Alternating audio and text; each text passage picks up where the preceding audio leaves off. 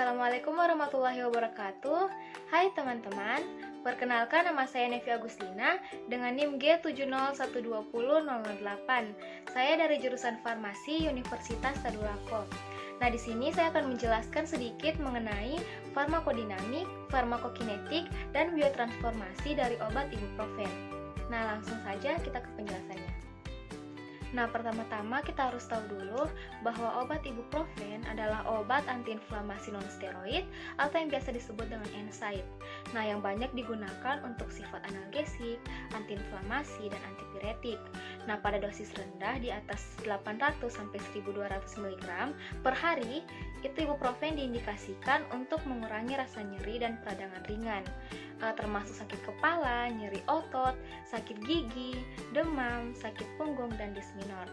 Nah, pada dosis resep 1800-2400 mg per hari bisa digunakan untuk pengobatan jangka panjang reumatoid arthritis, osteoartritis, dan kondisi kronis lainnya.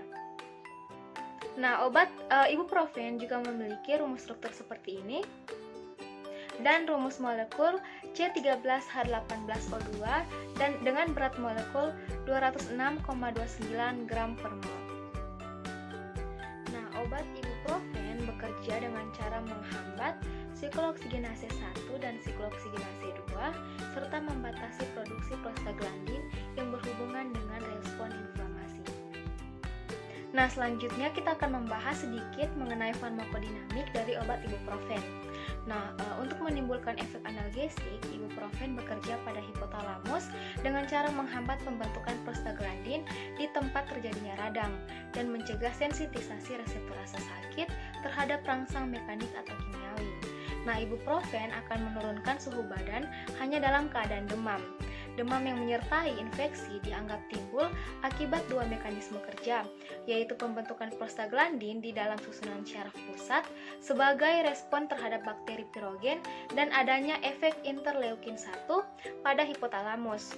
Ibuprofen menghambat baik pirogen yang diindikasi oleh pembentukan prostaglandin maupun respon susunan syaraf pusat terhadap interleukin 1.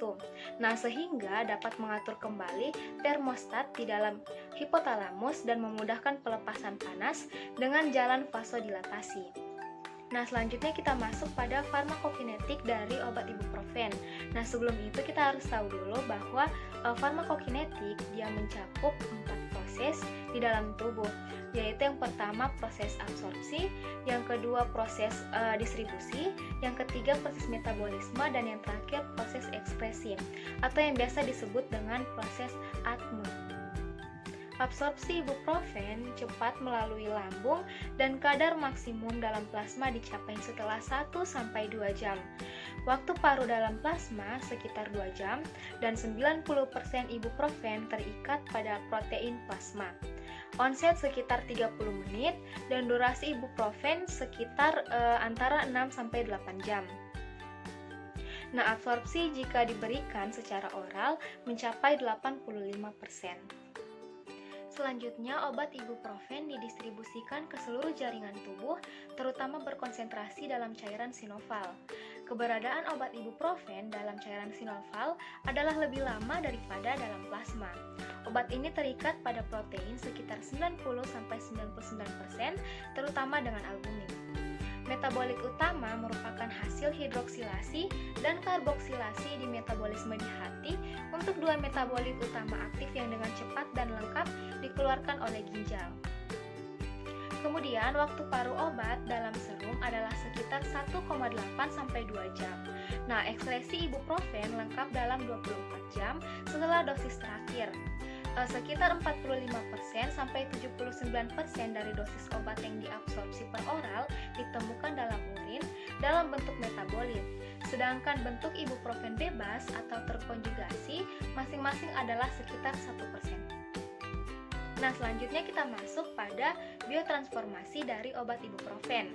Nah, biotransformasi sama saja dengan metabolisme pada obat yang terjadi di dalam tubuh. Nah, seperti kebanyakan obat golongan NSAID, ibuprofen diberikan sebagai campuran racemat, enantiomer R dan S. Dengan es ibuprofen yang sebagian besar bertanggung jawab untuk aktivitas farmakologik. Setelah pemberian diperkirakan 50-65% R-ibuprofen mengalami inversi ke enantiomer S melalui thioester asil-CoA enzim alfa-metilasil koenzim A resenase. Nah, ini tampaknya terjadi secara dominan, secara sistematis di hati, tetapi dapat terjadi prasistemik di usus juga. Mungkin itu saja yang dapat saya jelaskan.